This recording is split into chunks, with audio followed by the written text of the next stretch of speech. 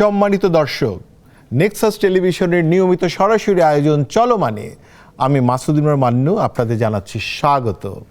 চলমান powered by পুষ্টি। আমরা বরাবরের মতো আজও একটি বিষয়কে বেছে নিয়েছি যাকে ধরেই আমরা চলমান রাজনীতি, অর্থনীতি সব কিছুর সাথে আসব। এর সাথে গত দিনও আমরা ছিলাম 180 দিনের এক ধরনের খতিয়ান নিয়ে, সংসদ, বিরোধী দল, সরকারি দল সবাইকে নিয়ে। আজও আমরা সেইখানটাতে খানিকটা আবার ভিন্ন ভিন্ন ইস্যু নিয়ে ফিরে যাব।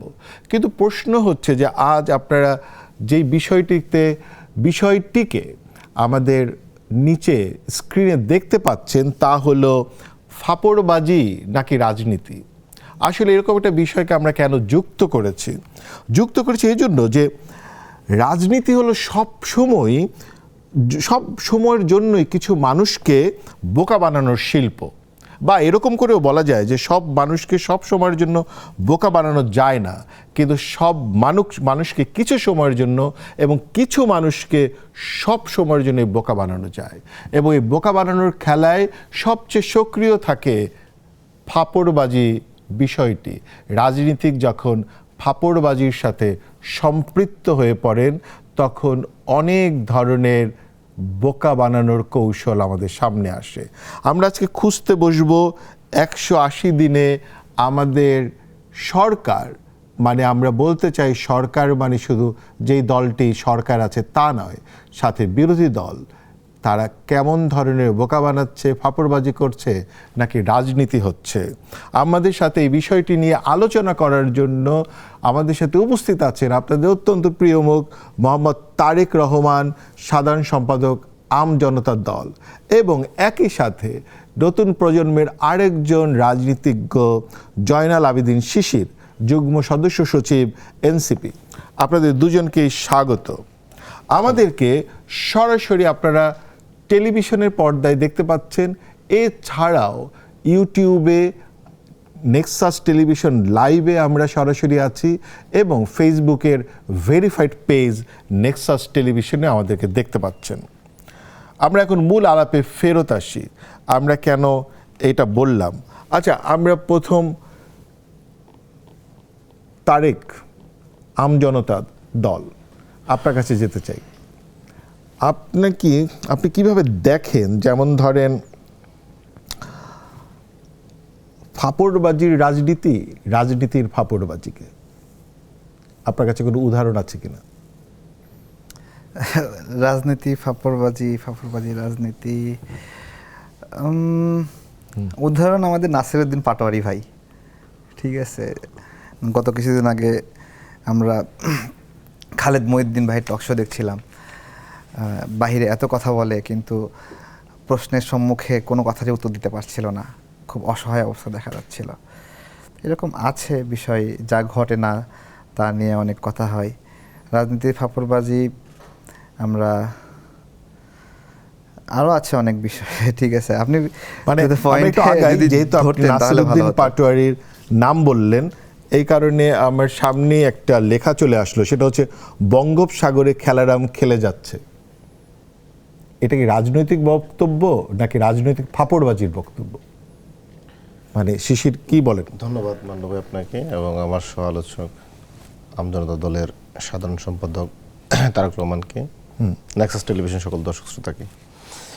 দেখেন, আমরা যারা রাজনীতি করি বা রাজনীতিক প্রতিশ্রুতি দিয়ে আসছি জনগণকে, আমাদের কিন্তু একটা গোল আছে।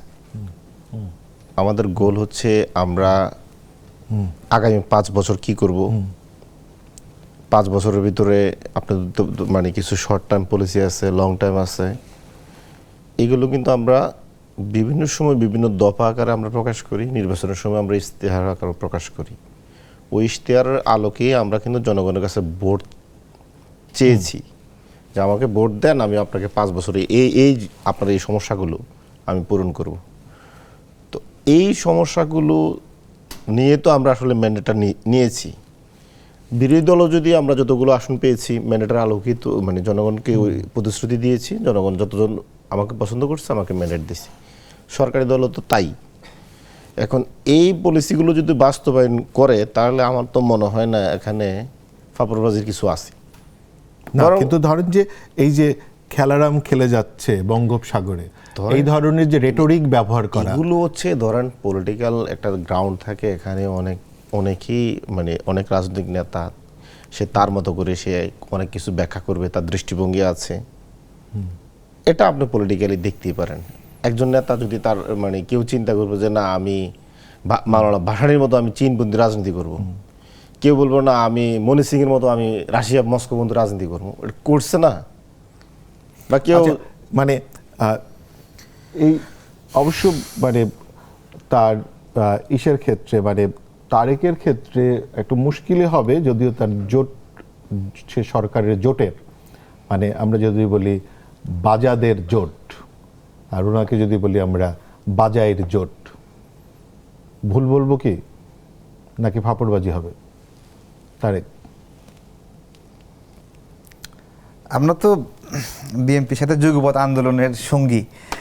হ্যাঁ, মানে এমনিতে বাজার সরকার তো বুঝতে পরিচালনার, পেরেছেন, বাংলাদেশ জাতীয়তাবাদী দল। হ্যাঁ হ্যাঁ, আমরা একসাথে আন্দোলন করলাম, কিন্তু সরকার পরিচালনার সঙ্গী তো আমরা না। সরকার কাজ করছে তার জায়গা থেকে, সরকারের কোনো কাজের অংশ তাহলে আমরা এই যে না। আমাদের প্রতিমন্ত্রী মহোদয় উনি একটা কথা বলেছেন, বিদ্যুৎ প্রতিমন্ত্রী মহোদয়, মানে উনি বলছেন যে বিদ্যুৎ সমস্যা নিয়ে বিরোধী দল মানুষকে উস্কে দেওয়ার চেষ্টা করছে। জি, প্রথমত আমাদের বিদ্যুৎ সমস্যাটা সৃষ্টি হয়েছে গ্যাস থেকে, গ্যাস বা জ্বালানি। তো গ্যাসের ক্ষেত্রে এখানে লোকমুখে এভাবে কথাগুলো আসছে যে এখানে আমেরিকা একটা প্রভাব রাখছে কিনা, পিটার হাসের সম্পৃক্ততা আছে কিনা, যেহেতু যেই গ্যাস টার্মিনালগুলো নিয়ে সমস্যা হচ্ছে সেখানে অ্যাম্বাসাডার হিসেবে পিটার হাস প্রতিনিধিত্ব করছে। তো ওইখানে দেখেন আমাদের গ্যাসের যে জাহাজ আসছে সে জাহাজ ফিরে যাওয়ার মতো পরিস্থিতি সৃষ্টি করা হয়েছে, কিন্তু বলা হচ্ছে যে প্রাকৃতিক দুর্যোগ বা এই সমস্যা এটা বলে বলে থামিয়ে রাখা হচ্ছে, কিন্তু কতটা দুর্যোগ এটা কিন্তু আমরা আবার চোখে স্পটের সিনারিওটা আমাদের জনগণের সামনে উঠে আসেনি। তো নিউজ হচ্ছে আমরা দেখছি এই জায়গা থেকে। তো যদি এরকম হয় যে তৃতীয় টার্মিনালটা চায়নাকে দেওয়ার বিষয়ে সরকারের আগ্রহের কারণে আমেরিকা এখানে সমস্যা সৃষ্টি করছে, আর সেই সমস্যার জায়গা থেকে বিরোধী দল এটাকে আরও জটিল করার চেষ্টা করছে স্লোগান দিয়ে, মিছিল করে, মিটিং করে, যে ওই দিক থেকে আমেরিকাও একটা সংকটের জায়গায় নিয়ে আসতে যাচ্ছে, আবার এদিক থেকে বিরোধী দলও চাপ সৃষ্টি করছে, তাহলে আপনি কিভাবে দেখবেন সেটাকে? এখানে আমরা কিভাবে মেলাবো? তো এটা জাতীয় স্বার্থের পরিপন্থী একটা সিচুয়েশন হয়ে গেছে। আমাদের জ্বালানির সার্বভৌমত্ব সংকট দেখা গেছে। জ্বালানিতে আমরা সার্বভৌমত্ব নাই, এটা আমরা বলবো। আমরা যখন দেখি যে একটা পরিবারের 5 সদস্যের মধ্যে 1 সদস্য বাইরের কাউকে নিয়ে এসে সমস্যা সৃষ্টি করতে চায়, আমরা বলি পরিবারের সার্বভৌমত্ব গেছে। ঠিক জ্বালানির ক্ষেত্রেও সাম্প্রতিক সময়ে এখানে যেই ঝামেলাগুলো সৃষ্টি করা, একই এক্সাম্পল কিন্তু 2022-23 সালে সেম লেভেলের জাহাজ থেকে এখানে বাথিং হয়েছে গ্যাস, সেটা এইবার হতে দিল না। তো এই বিষয়গুলো নিয়ে আমাদের আলোচনা হওয়া দরকার, ডিবেট হওয়া দরকার, যে কে কি ভূমিকা পালন করলো এই সংকটের সময়, কে সহযোগিতা করলো, কে অসহযোগিতা করলো। কিন্তু আমাদের সংকট তো খুবই ভয়ঙ্কর। শিশির নিশ্চয়ই খেয়াল করেছেন যে প্রায় 900-র কাছাকাছি টেক্সটাইল বন্ধ হয়ে গেছে। জ্বালানির সম্বন্ধে তার একবার যেটা বললেন যে, বা বিএনপিরও যারা বলে জ্বালানি সংকটটা, আসলে ওনারা দায় সারাভাবে জিনিসগুলো আমেরিকার সম্পৃক্ততা বিএনপির বক্তব্য না, আমি আমার পক্ষ থেকে আমি বলছি, টোটাল জিনিসটা নিয়ে আসছি আমার বক্তব্য বলছি। আপনি হয়তো আপনারা স্মরণ আছে আমি জ্বালানি নিয়ে বেশ কিছু আমি কাজ করেছি, আমি জ্বালানি নিয়ে লেখালেখিও করেছি।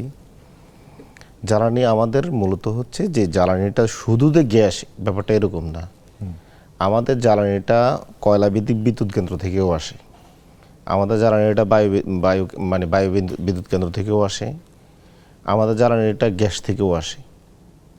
আপনি যদি চট্টগ্রামে বাঁশখালী যে খরুশকুল যে যে আমাদের বিদ্যুৎ কেন্দ্রটা, সেটা তো হচ্ছে আপনার কয়লা ভিত্তিক বিদ্যুৎ কেন্দ্র। আদানি ঝাড়খণ্ড থেকে যে বিদ্যুৎটা আসে সেটা কিন্তু কয়লা ভিত্তিক, এটা কিন্তু গ্যাস না।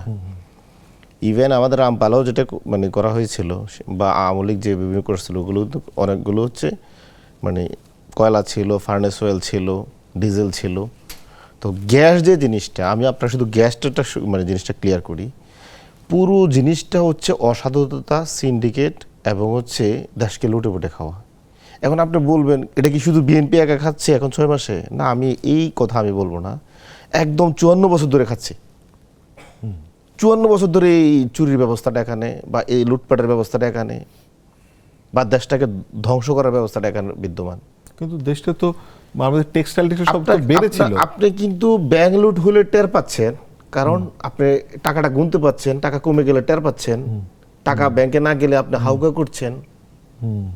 কিন্তু যখন আপনার পকেট থেকে বিদ্যুৎ বিল নামে আপনার থেকে ডাকাতি করা হচ্ছে, আপনি ক্রমান্বয়ে দিচ্ছেন, তো এটা কিন্তু বুঝতেছেন না, কিন্তু এটা আরো বেশি লুট হচ্ছে। শেখ হাসিনা বিগত 17 বছর ব্যাংক লুটের পরে সবচেয়ে বেশি যে সেক্টর থেকে টাকা পয়সা লুট করছে সেটা হচ্ছে এনার্জি সেক্টর, মানে পাওয়ার এনার্জি। খতিয়ান কোথায়? খতিয়ান তো আছে। আমি আপনাকে বলে দেখেন, 2018 সালের পরে বাংলাদেশে আর কখনো গ্যাস কূপ খনন করা হয় নাই। 18 সালের পর থেকে আমাদের বাইরের দেশ থেকে গ্যাস নিয়ে আসা হয়। 18 থেকে এই আজকে 8 বছর, মানে আজকে দিন পর্যন্ত আমাদের 23 বিলিয়ন টাকার মার্কিন ডলারের গ্যাস আমদানি করা হয়েছে। এই এনার্জি এক্সপার্টরা বলছেন যদি এর 10% টাকাও যদি আমরা ব্যবহার করতাম, তাহলে আমাদের দেশীয় কূপ থেকে আমরা গ্যাস উত্তোলন করতে পারতাম একদম কম দামে।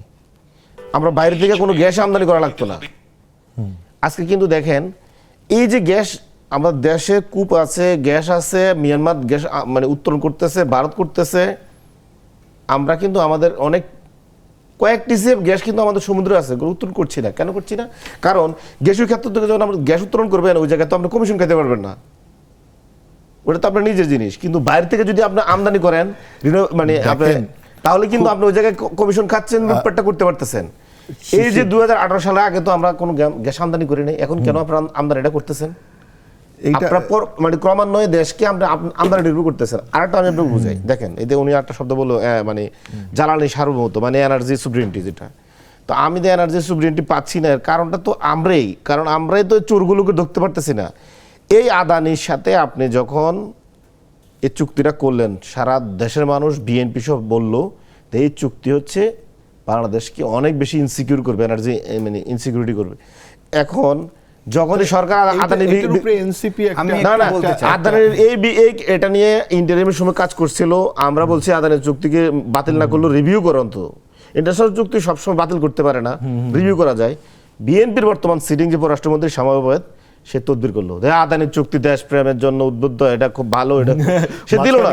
এই যে কমিশন খাওয়াটা, এখন আমি বলবো না শামা আহমেদ কয় টাকা পাইছে, কিন্তু আমি তো গ্যাস করি কোনো না কোনো চক্র বিএনপি, তারা এই কাজটা করছে। শেখ হাসিনার পরে কিন্তু বিএনপি আসে না, মাঝখানে এটা অন্তর্বর্তী সরকার ছিল। অন্তর্বর্তী সরকার তো চেষ্টা করছিল, বিএনপি বাধা দিছিল। তো ওই শামা আহমেদ তো ওই সময় বিএনপি সময় বলছিল, এবার আসেন না, আমার শেষ হয় নাই। এই যে ভুতুরেবল যে জিনিসটা, প্রত্যেকটা বছর দেখবেন এই যে অর্ধেক অর্ধেক করে আসে, না হলে আমি শেষ করে দিই, তাহলে আমরা সেন্টেন্সটা আপনার শেষ হয়ে যাবে। ভুতুরেবলটা হচ্ছে আপনার আরএবি দেয়, ডেস্কু দেয়, নেস্কু দেয়, এরকম আমাদের 6টা প্রতিষ্ঠান, বিদ্যুৎ বিতরণ প্রতিষ্ঠান। তারা জুন থেকে মানে জুন জুলাই এই বছরের সময়টা ক্লোজিং সময়, এই সময় তারা অতিরিক্ত মুনাফা করার জন্য বা তাদের যদি কোনো ঘাটতি থাকে, তারা কি করে এই 2-3 মাসের মধ্যেই ইচ্ছা মতো 3 গুণ 4 গুণ বিল বাড়ায় দেয়। বিল বাড়ায় তারা কোম্পানিকে লাভজনক জায়গায় নিয়ে যায়, সরকার দেখায় দেয় আমরা সাফল্যের সাথে, দেখেন আপনাদের কোনো টাকা ঘাটতি করে নেই, কিন্তু জনগণের পকেট থেকে এই টাকাটা কাটতেছে। এই যে টাকাটা এখান থেকে লুটপাট করা হচ্ছে বুতুর বিল নামে, পুরো মিনিস্টার থেকে শুরু করে কেরানি পর্যন্ত প্রত্যেকে ভাগ পাচ্ছে।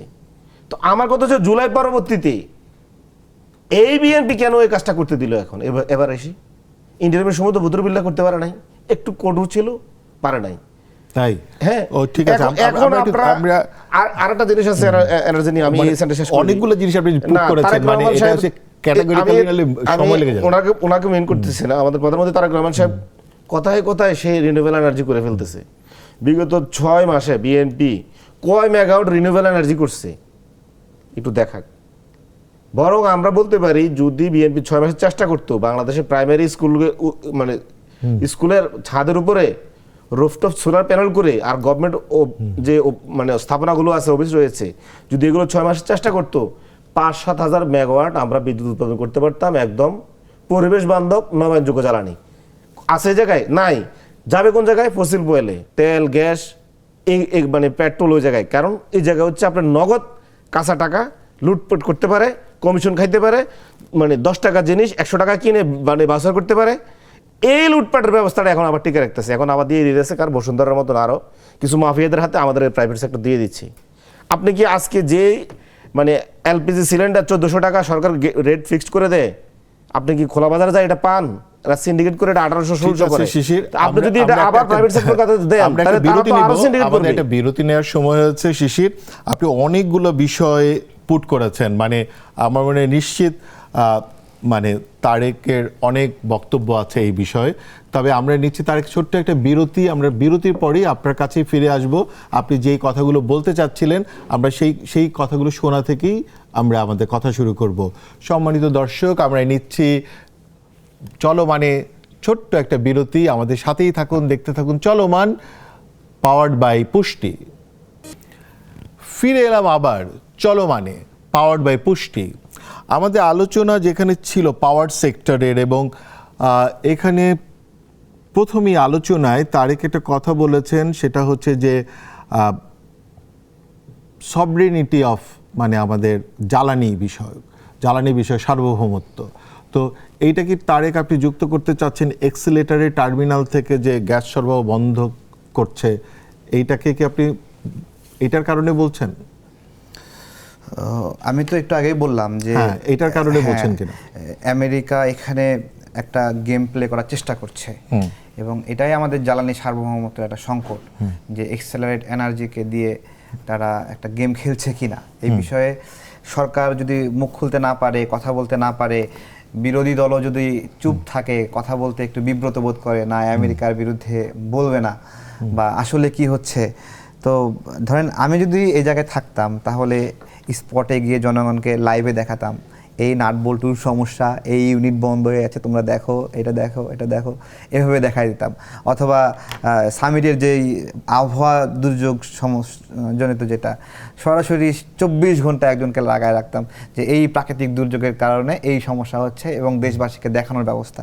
এইটা হলো সাধারণ ব্যবস্থা, কিন্তু এই জায়গায় প্রচারণাটা এইভাবে মানে হয়নি। কিন্তু প্রচারণা দিয়ে কি হবে? 900 এই প্রচারণার কারখানা বন্ধ হচ্ছে, সেই প্রচারণা কি হবে? এখন 2 বছর আমাদের কারখানা বন্ধ থাকবে। আমাদের মন্ত্রীরা বলেছে 2 বছর দেবে না কিছু। আমি তো শব্দটা উচ্চারণ করলাম জ্বালানি সার্বভৌমত্ব, এই বিষয়টার সাথে এটা আছে যে এটা জনগণকে বোঝানো। একটু খুলে বলেন, নাহলে তো এত রেটরিক হয়ে গেল। রেটরিক বলতে জনগণ যখন জানবে বিষয়গুলো এই কারণে এটা হচ্ছে, তখন জনগণ সরকারকে শক্তি দেবে, সাহস দেবে যে তোমরা এই ড্রাইভটা দাও, তোমরা এই কাজটা করো, এবং এটা জনমত তৈরি হবে একটা নির্দিষ্ট। ঠিক আছে, জনগণ তো ভোট দিয়ে তাকে সরকারে পাঠাচ্ছে। জনগণ শুধু ভোট দেওয়া না, ধরেন আপনার হলো বড় একটা ইস্টাবলিশমেন্ট যখন সরকারকে নিপীড়ন করে বা দেশের বিরুদ্ধে কার্যক্রম করে, তখন জনগণের সাপোর্ট আবার নতুন করে প্রয়োজন হয়, যে জনগণও এটার সঙ্গে আছে, তোমরা আগায় যাও, ড্রাইভ দাও।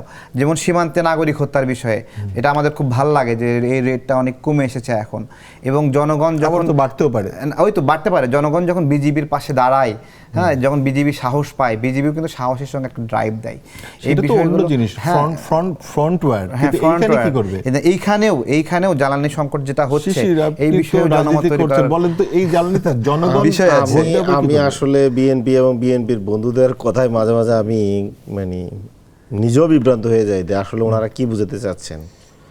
আপনার নিজে বাংলাদেশে আপনি গ্যাস অনুসন্ধান করছেন না, আপনি বিগত 8 বছর যে 23 বিলিয়ন মার্কিন ডলার আপনি বিদেশে খরচ করলেন, এর থেকে যদি 3 বিলিয়ন টাকাও আপনি খরচ করতেন, বাংলাদেশ কখনো বাইরের থেকে 1 TCF গ্যাস বা আমি টোটাল করতে বলতেছি, এখন 6 মাসের মধ্যে তো করেন নাই। হ্যাঁ, এই যে তাহলে আসেন 6 মাসের মধ্যে কি কি উদ্যোগ নেওয়া হয়েছে সেটা বলছেন না কেন? কোন উদ্যোগ নেয় নাই? 100টা কূপ খননের নতুন করে উদ্যোগ নেওয়া হয়েছে। এগুলো শেখ হাসিনা 3 বার নিছিল, আমি তো জানি। তো এখন যে উদ্যোগ নিচ্ছে সেটাকে আপনি এড়ায় যাচ্ছেন।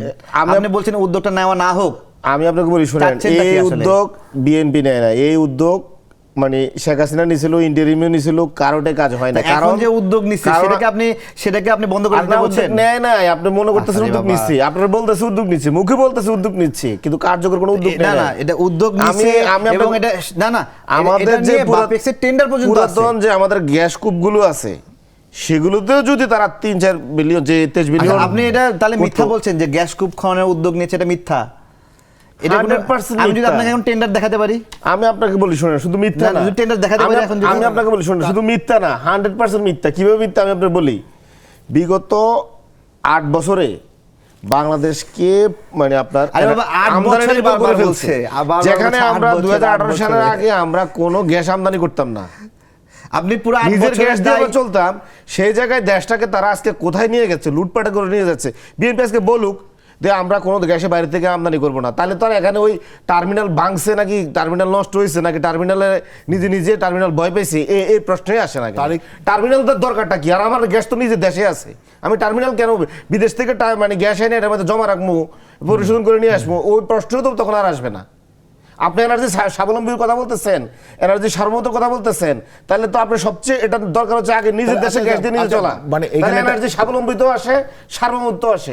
কিন্তু আপনি এটা না করে বিদেশ থেকে আমদানি নির্ভর করবেন, আবার এনার্জি সিকিউরিটি আচ্ছা, শিশির, একটা clarification দিবেন? পলিসিটির সাথে মিলতেছে না। আচ্ছা শিশির, একটা ক্লারিফিকেশন দেন। এটা কি আপনি বলছেন দেশ করবে মানে কি বাপেক্স করবে, নাকি আবার এখন এই যে বসুন্ধরার সাথে একটা চুক্তি করছে এরা করবে? আমাদের সবসময় পেট্রো বাংলা হচ্ছে গ্যাস তেল গ্যাস মানে অনুসন্ধান করে বাপসের মাধ্যমে। তো এখন আমাদের মানে এই যে পেট্রো বাংলার মাধ্যমে যে আমরা বারবার বিডিং এ ডাকি, কিন্তু আমরা তো কার্যকর ডাকি না, কারণ এমন ভাবে ডাকি যাতে তারা কাজটা না পারলে চলে। তাহলে আমি কি করবো, আমি বাইরে থেকে আমদানি করবো ওই সিন্ডিকেটের মাধ্যমে। আমি না, কিন্তু এখন যে বেসরকারীকরণের একটা চিন্তা চলছে। বেসরকারীকরণ তো আর এটা না, বেসরকারীকরণ তো হচ্ছে আপনার হচ্ছে এই যে পেট্রোলিয়ামের কথাগুলো বলা হচ্ছে, ডিজেল পেট্রোল এগুলো বেসরকারীকরণ দিবে, আর এটা তো বলতেছেন গ্যাসের কথা।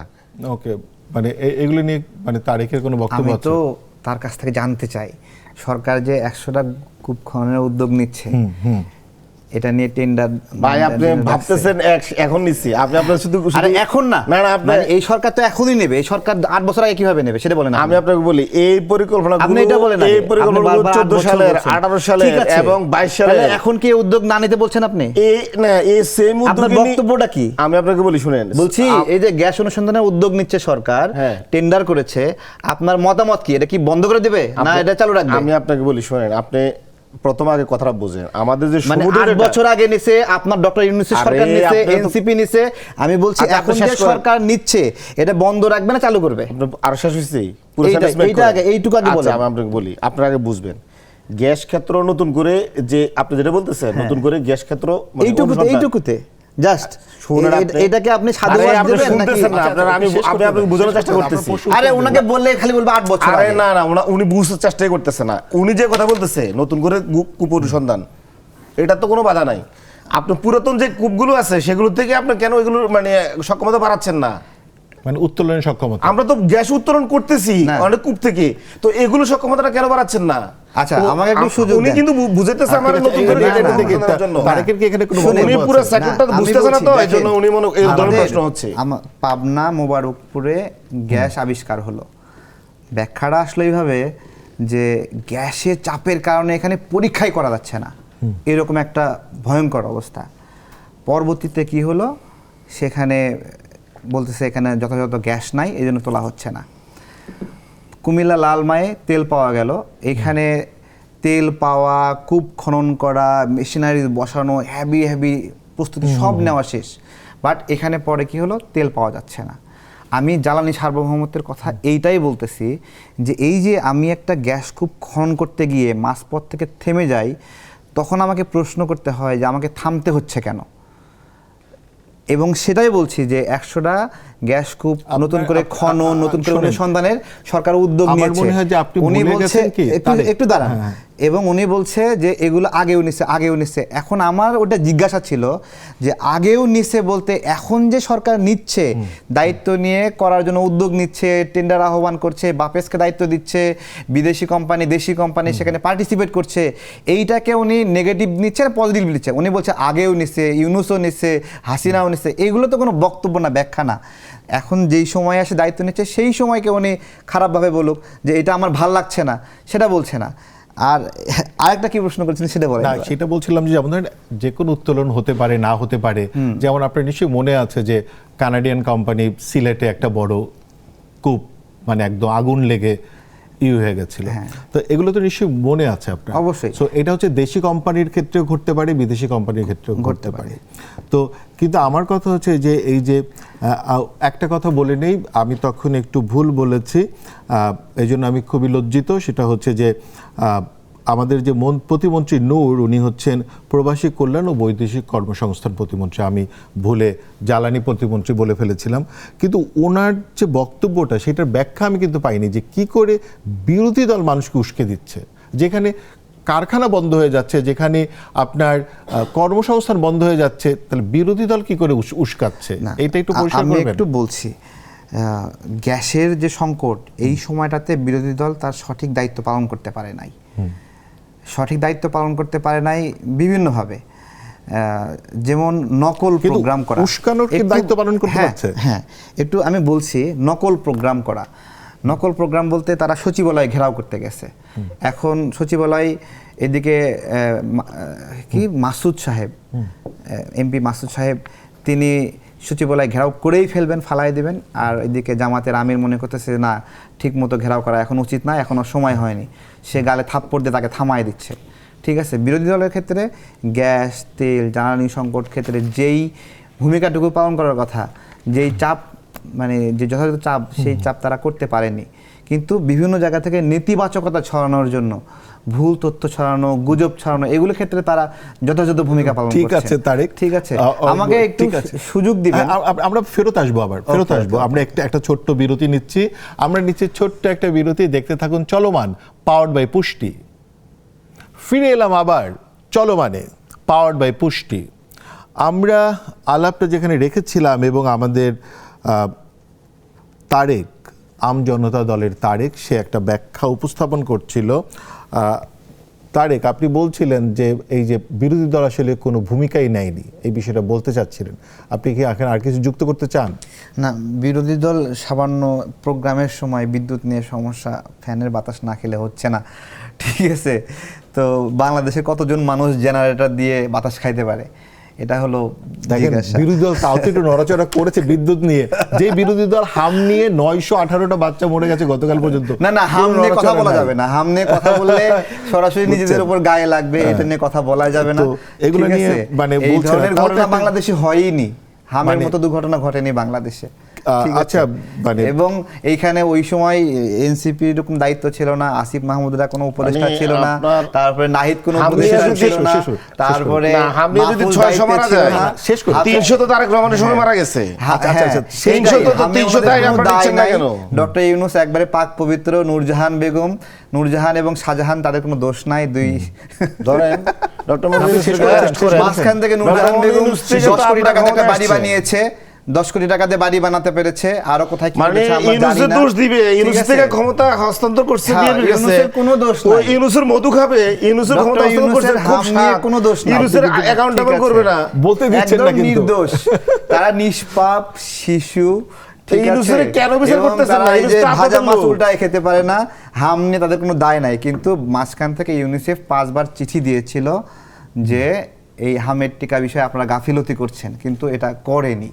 এইটা আসলে একটা ভবিষ্যৎ সরকারের জন্য পেতে রেখে যাওয়া ফাঁদ, যে আমরা টিকা দিলাম না, একটা মানে আনরেস্ট সিচুয়েশন তৈরি হবে সামনে ভবিষ্যতে, এবং তোমরা পারলে সামলাও।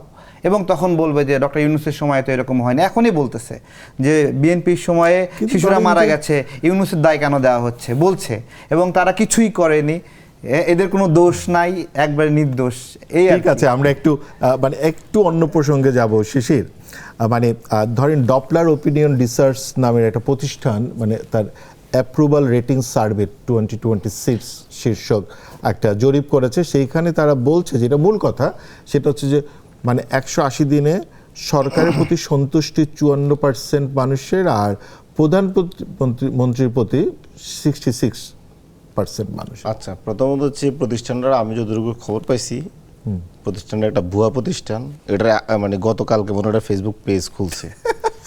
এরপরে হচ্ছে শুনেন, তাহলে একটা কাজ করতে হবে, আমি শেষ করি, পোল দিলে জামাত শিবিরের বড়রা আইসা এটা উল্টাই দিবে। আপনি কথা বলতে দিচ্ছেন না, এই আবার লাইনে চলে আসছেন আপনি, আপনি লাইনে চলে আসছেন। না, ফেসবুকে ওনারা প্রধানমন্ত্রী হয়ে যাবে, ঠিক আছে, বড় নিউজপেপার নিউজ না। এরপরে হচ্ছে ওই যে গভর্নমেন্টের বিডার আশিক মাসে গিয়ে যায়, এখন ফেসবুকে পোস্ট ওই প্রোগ্রাম ভোট বাইনে এসে ভোট দিয়ে দেবে, প্রতিষ্ঠান একটা, তাদের কোনো বড় কোনো রিসার্চ নাই, এর আগে কোনো রিসার্চ নাই। এগুলো হচ্ছে ভুইপুর কিছু দোকান খুলছে ক্ষমতা আসার পরে। ঠিক মনে আছে আপনার শেখ হাসিনার মানে বাংলাদেশের জনসমর্থন 67% ছিল, নাজমুল আরে হাসান ওইরকম কলিমুল্লাহ থেকে লাগবে, শুরু করে ফেসবুকে শফিকুর মানে রহমান প্রধানমন্ত্রী দেখছেন হয়ে এটা? যাবে। এগুলো ঠিক তো আছে? আসলে বাংলাদেশের মানুষের এত শুনেন বলদ না। মনে করে তারা, মানে মনে করে এরা এদের কোনো জ্ঞান নাই, বুদ্ধি নাই, অথর্ব। দিলাম একটা জিনিস শিশির ছাইরা, ভাই, জনপ্রিয়তার তুঙ্গে। গতদিন একটা ভোট মানে হয়েছে অনলাইনে। আমার তো বলতে হয় যে শেখ হাসিনা যে 67% জনপ্রিয়তা এটা এখনো আছে, কিন্তু ওই রিসার্চটা কিন্তু এখনো আছে। আরে না শুনেন, মানে এই ভাই, যে এটা একটা তো কথা তারেক শুনেন রহমান না একটু সম্বন্ধে ভাই। তো কম দিছে, আমি তো ওদেরকে গতকালকে ধরলে একটা মানে poll ওদেরকে করেছে শাস্তি দেওয়া জামাত উচিত। শিবির।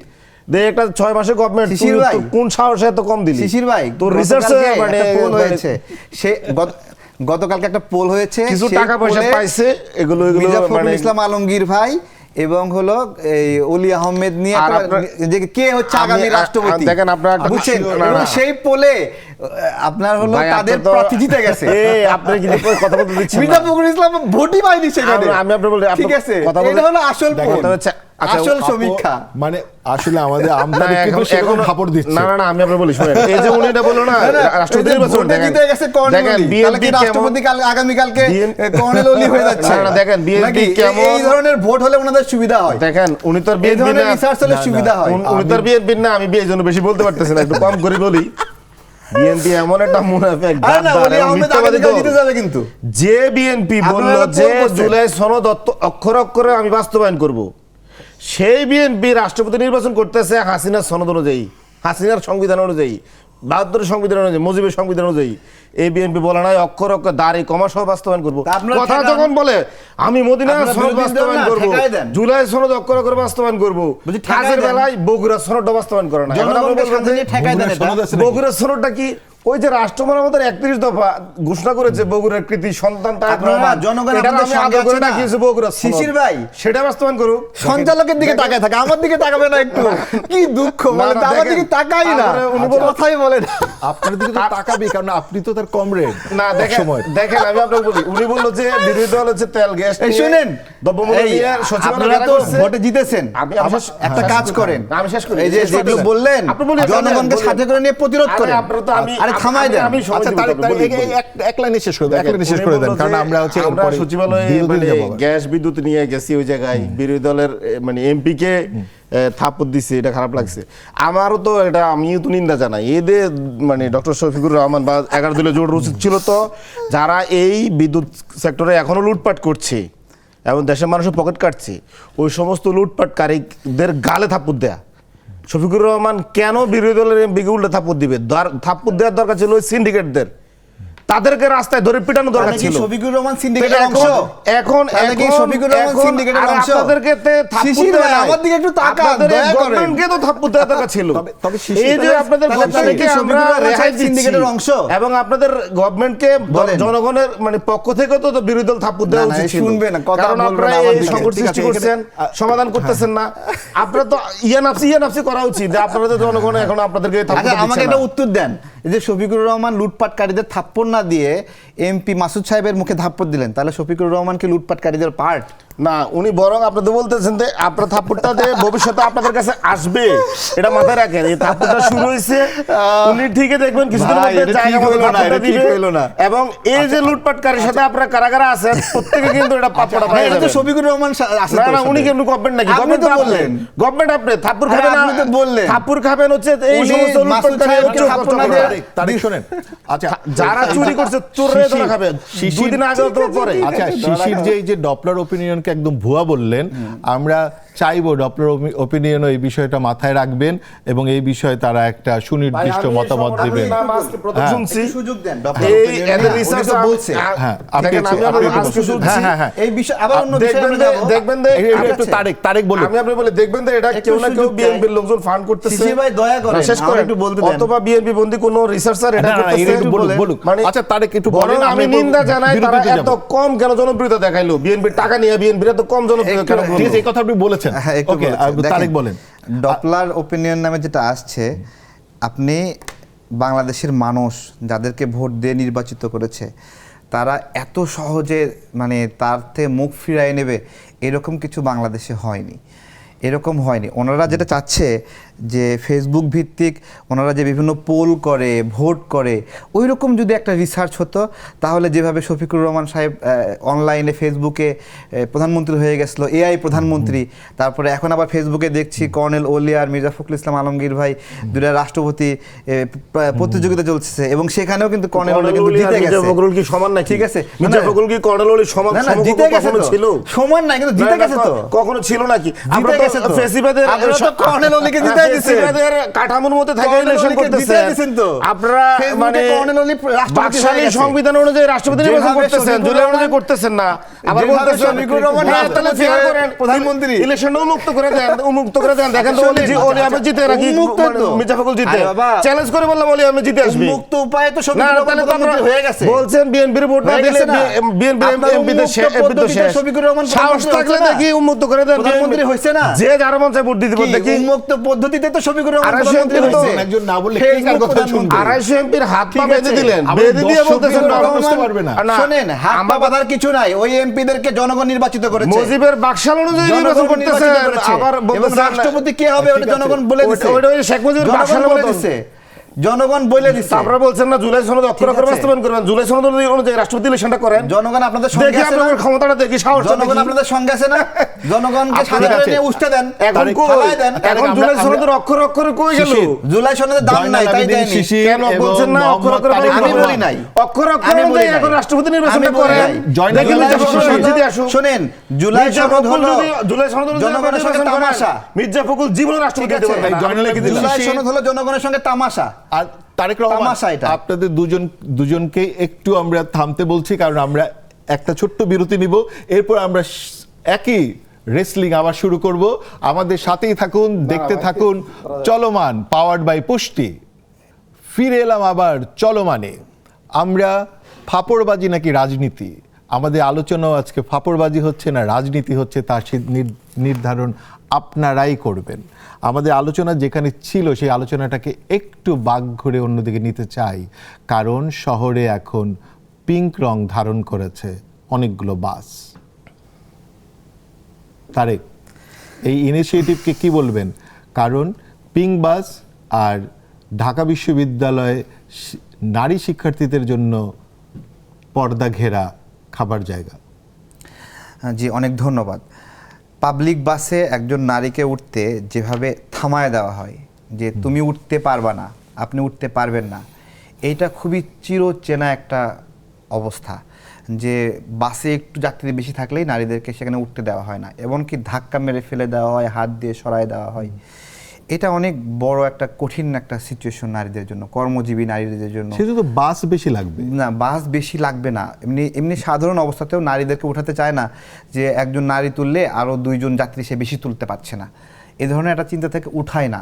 এইটা মানে খুব অসহায়, এবং একটা সাধারণ কর্মজীবী পুরুষ যে অল্প খরচে তার গন্তব্যে যেতে পারে, একজন সাধারণ কর্মজীবী নারী নিশ্চিত যে সেই খরচে বাসে যেতে যেভাবে পারে না। মানুষ চড়ে এটা কোনো স্বাভাবিক অবস্থা, স্বাভাবিক অবস্থা না যে মানে ঝুলে ঝুলে ঝুলে, যায়, তারপর নারীর ভিতরে জন্য টাইট যাওয়া হয়ে। সম্ভব না। না, নারী শুধু না, না, না, পুরুষের জন্য কি সম্ভব না, কিন্তু পুরুষ এই যায়, গরমে তার জীবন থেমে থাকে না, কিন্তু একজন নারী তাহলে- অসহায় অবস্থা দাঁড়ায় থাকে ডিরেক্ট। আপনি যেটা, আর নারীদের ক্ষেত্রে যে কর্নারের কথা বলা হচ্ছে ডাকসুতে, মানে ওখানে খাবারের জায়গা, ওখানে আমরাও গেছি, ওখানে কখনো এরকম হয়নি যে কোনো নারীকে বলা হচ্ছে তুমি এখন টেবিলে বসতে পারবা না, তোমাকে খাবার দেওয়া হবে না, ঠিক আছে। এবং এখনও ওই কর্নারে বসার চেয়ে নারীরা সাধারণ টেবিলেই বসতে বেশি কমফোর্ট ফিল করে, আচ্ছা, ঠিক আছে। শিশির, তো একজন এই জায়গা থেকে যে পিঙ্ক বাসের প্রচলনের যে বিষয়টা, এটা অবশ্যই নারীদের অনেক স্বস্তি দেবে। এখন বিষয় হলো যে কারিগরি দক্ষতা, বাস চালানোর দক্ষতা, আগে তো তাহলে আমাদের নারীরা, আমি এখানে আমি আসবো, জি, জি। কিন্তু তার আগে একটু শিশিরের কাছে আছি। শিশির, একজন নারী, এই পিঙ্ক বাসের নারী ড্রাইভার একজন, উনি একটা বক্তব্য দিয়েছেন যে যেখানে পুরুষ নাই সেখানেই নারী নিরাপদ। দেখেন, আমি আপনাকে বলি, এখানে প্রথমত হচ্ছে নিরাপত্তা, মানে পুরুষ পুরুষের কাছে নিরাপদ কিনা, নারী নারীর কাছে নিরাপদ কিনা, নারী পুরুষের কাছে নিরাপদ কিনা, বিভিন্ন আপনি প্যারামিটার ভাগ করবেন, অথবা মনে করবেন যে দেশের একজন নাগরিক অন্য নাগরিকের কাছে তার জানমালের নিরাপত্তা আছে কিনা, সেটা হচ্ছে আপনার মূল স্ট্যান্ডার্ড। তাহলে দেখবেন যে যদি একজন নাগরিকের শুধু জানমালের নিরাপত্তা আপনি নিশ্চিত করতে পারেন, এখানে নারী পুরুষ সবার নিরাপত্তা নিশ্চিত হয়ে যায়।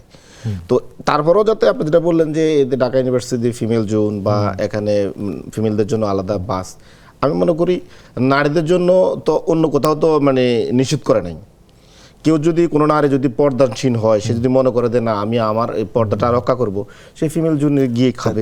কিন্তু যদি কেউ মনে করে না আমি বাইরে গিয়েও খাইতে পারি, মানে খাক না, কারো তো বাধা দিচ্ছে না, বরং তাদের ফ্রিডমটা, যে নারী যদি কেউ ডিমান্ড করে যে আমার একটু পর্দা রক্ষা করা দরকার, তার এই সুযোগটা দেওয়া উচিত। পুরুষ ডিমান্ড করে যে না এখন আর নারী এখানে আসতে পারবে না, শুধু পুরুষ তার না না, পুরুষ তো এরকম ডিমান্ড করে নাই, কারণ কমন স্পেস তো আছে সবার জন্য। নারী পুরুষ একই বাসে উঠতে পারবে, এই ধরনের ব্যবস্থা আছে। না, উনি বলতে চাচ্ছে কোনো পুরুষ যদি পর্দা করতে চায় আর কি। না না, পুরুষ যদি বলে যে না আমার বাসে কেন নারী উঠবে, না, পুরুষ এটা কেন বলবে? কেন বলবে না? তার তো স্পেস কম হয়ে যায়। না না, আপনি আপনি আপনি আমাকে বলেন পুরুষের মানে কেন সেটা বলবে যে আমার স্পেস কম হচ্ছে?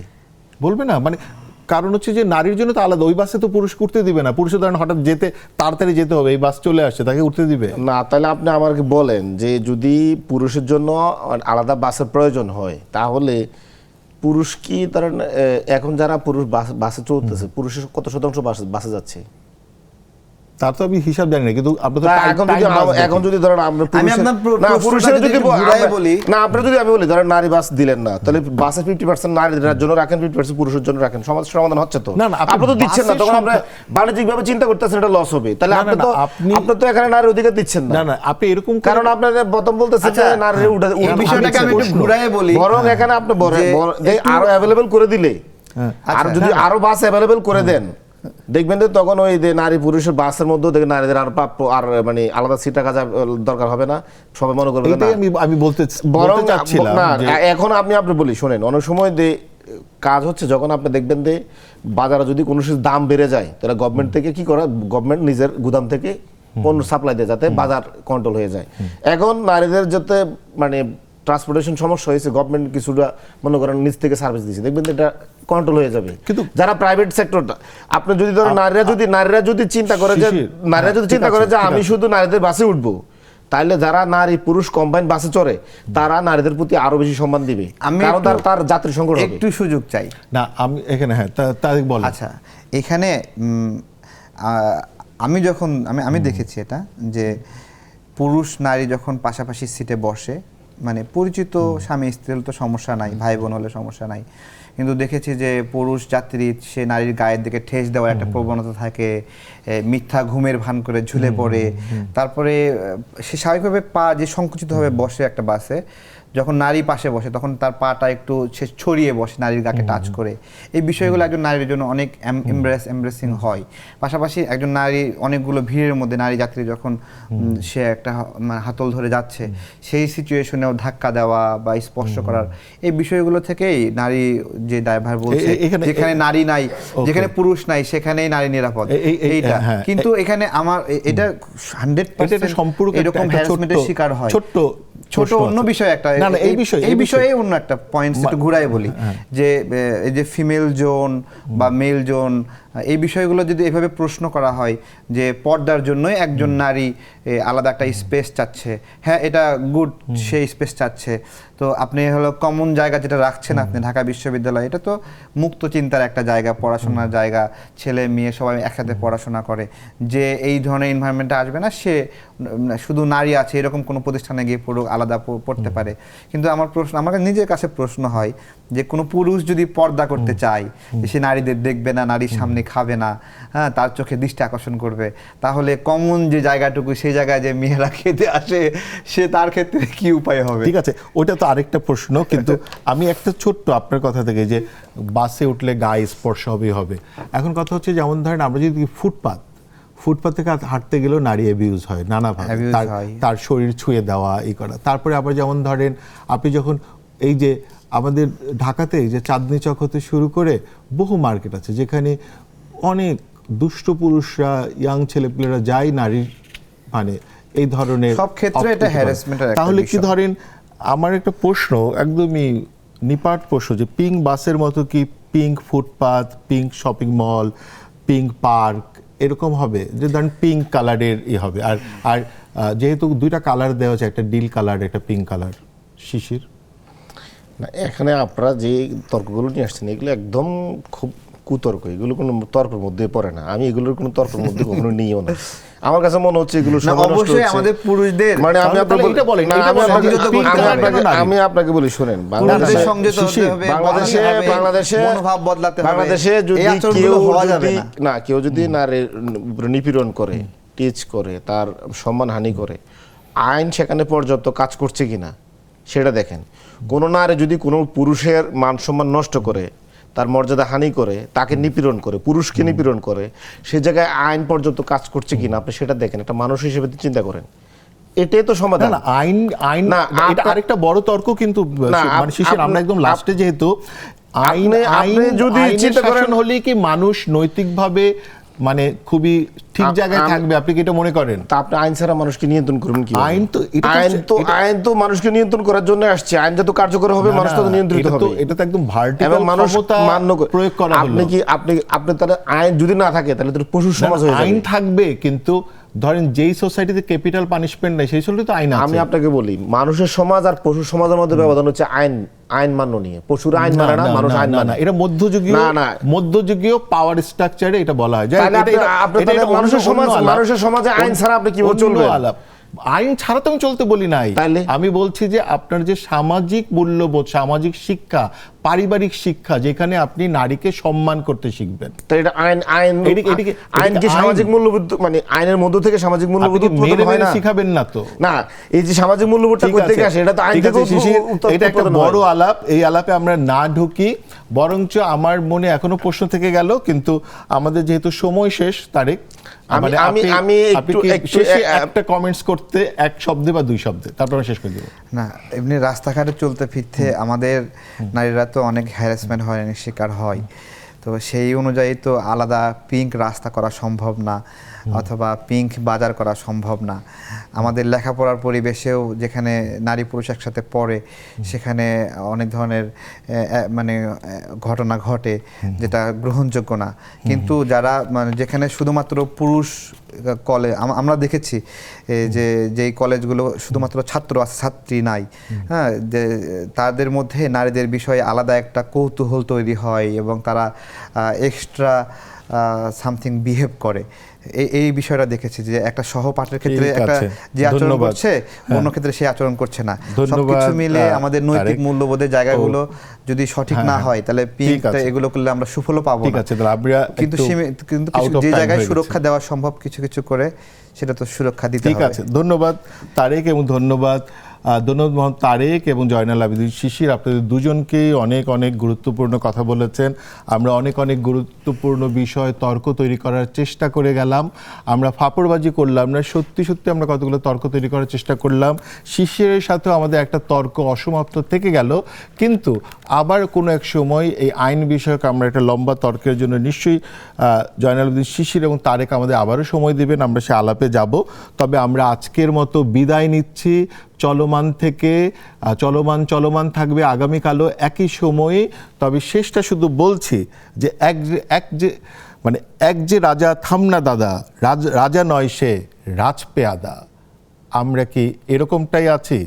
ধন্যবাদ সবাইকে।